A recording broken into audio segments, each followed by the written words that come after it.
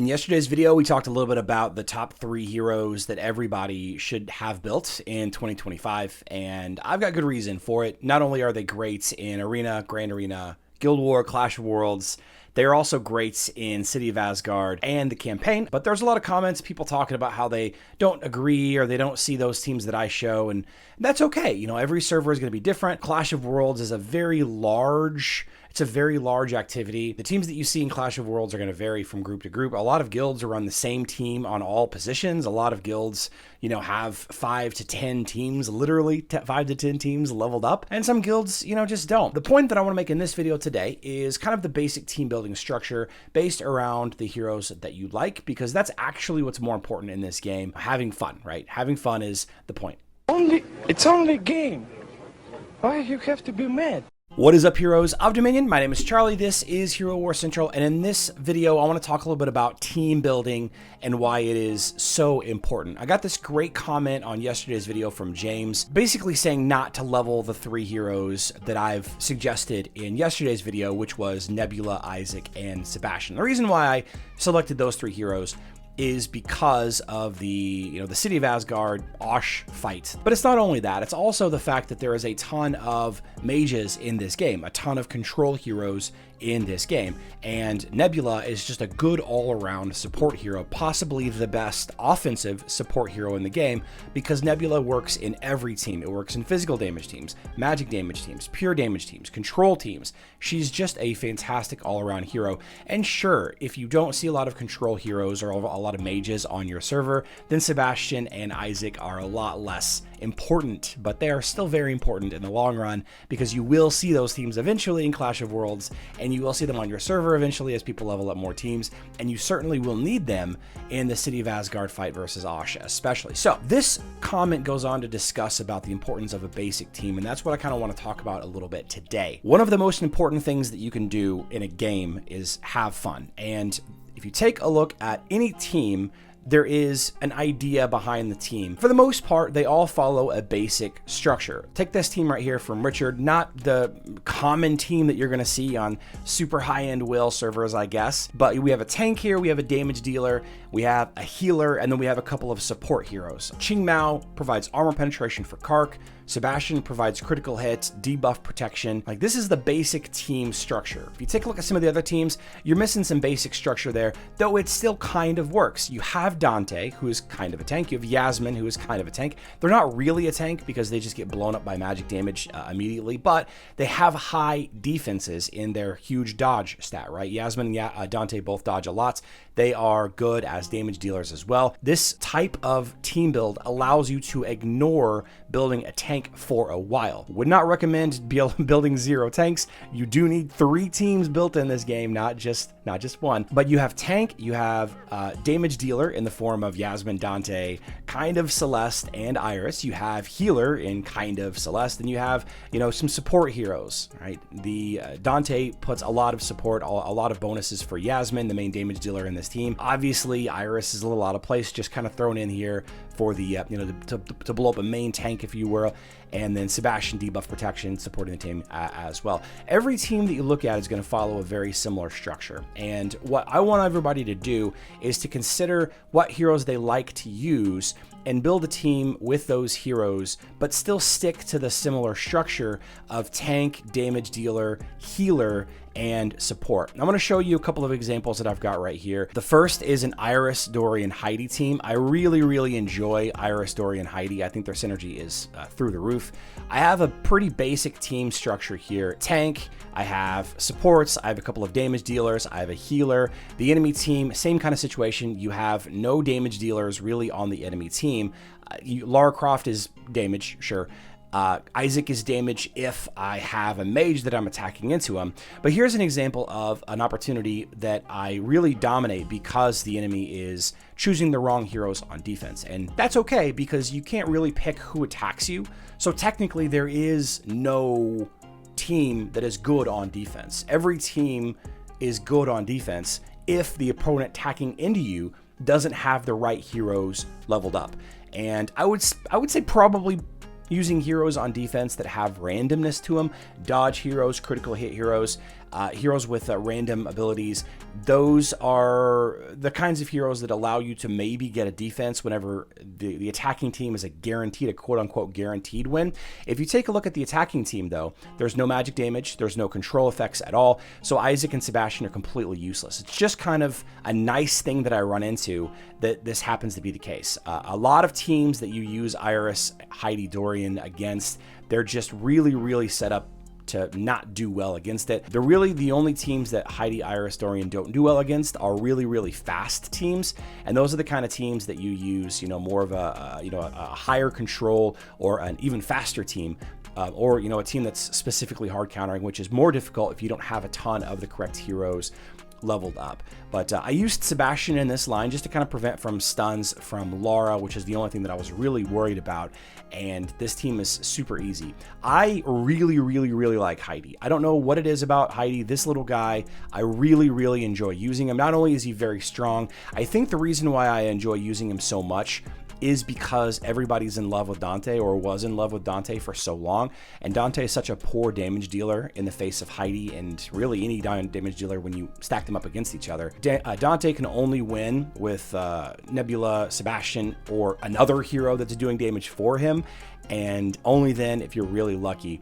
And this team, it's a similar situation. I'm using the same team lineup, but I swapped out Dorian for Martha. It's a superior choice to use against Ishmael, because Ishmael provides a ton of physical damage, and we have another physical attacker here on the enemy team. The enemy team follows the same basic structure, though. There is no support. This is a heavy offense team. Galahad is an extremely attack-oriented, offense-oriented tank. He actually doesn't provide any defenses for his team whatsoever. You have damage dealers, which kind of work together. They provide each other with some stats, which is nice via their armor artifact, but their abilities don't really stack too well. There's no support on this enemy team. And then you have Martha, which is a good healer, especially against physical attacking teams. Of course, I don't really do much physical damage here with the exception of Iris.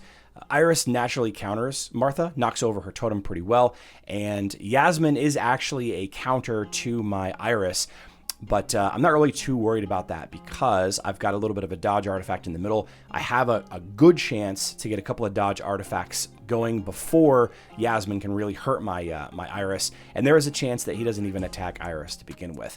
The only real chance the enemy team had was if this Kark landed on my Iris, which she did, but too bad that I already have Astaroth, the best tank in the game, in my opinion, the best tank in the game, to revive her. And now that we have a couple of ults rolling here, it's just a matter of time before we kind of push the enemy team down. Now, I like this a lot. I like this because the enemy team is using a line that a lot of people don't see a lot.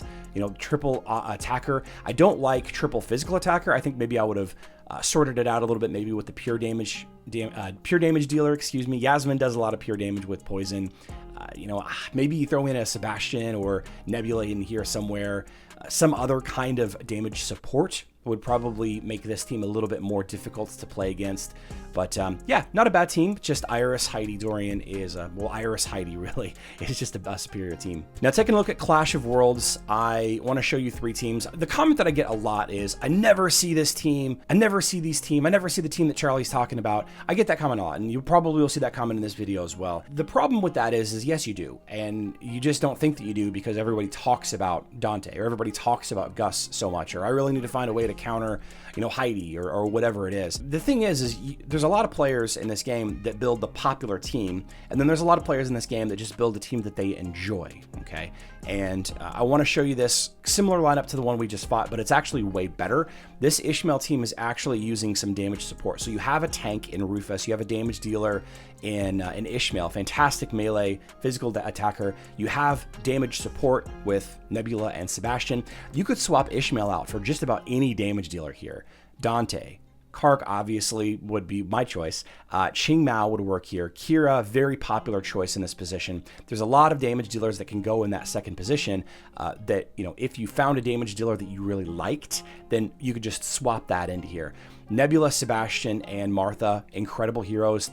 3 heroes that every player should have leveled up. I know I mentioned Isaac in the last one, but Martha is also super important to have leveled up a little bit, like 100k, 90k-ish, just so that you're really good against physical attacking teams. Dodge to counter them, or you can use armor artifacts to counter physical attacking teams.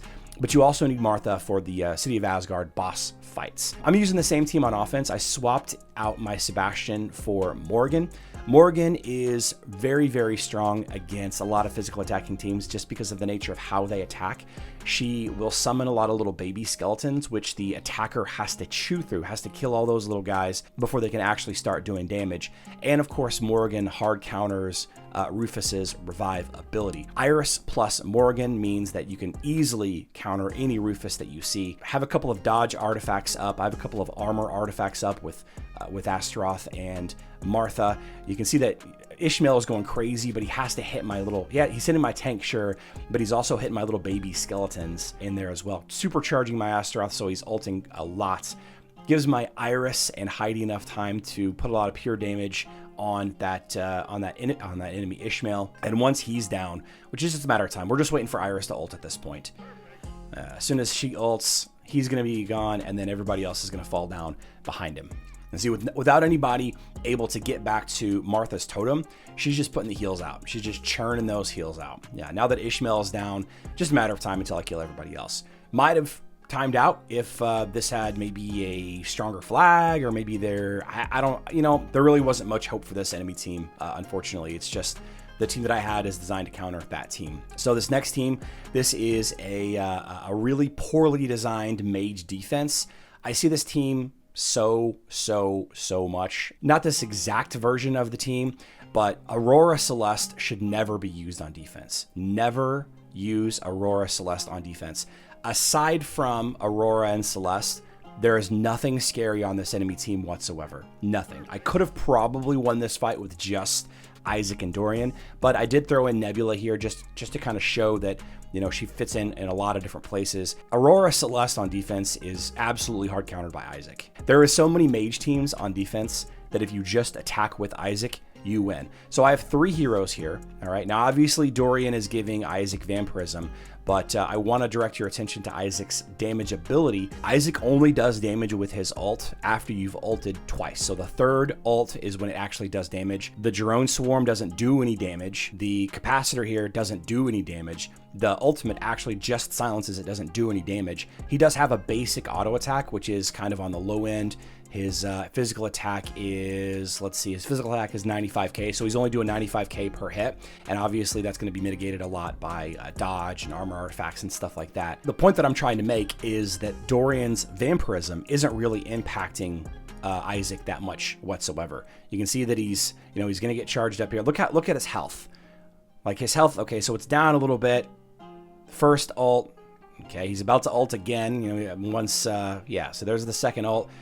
And he still hasn't done any damage yet, so he hasn't gained any health yet. And the third ult is whenever he finally will deal damage and gain some health. For whatever reason, he didn't. Okay, there it went back to full. Yeah, so Sebastian on the enemy team, it's not enough to prevent. Look how often he's ulting. This is the problem with Isaac and with Aurora and Celeste. The magic damage that's on the ground, it's just a problem.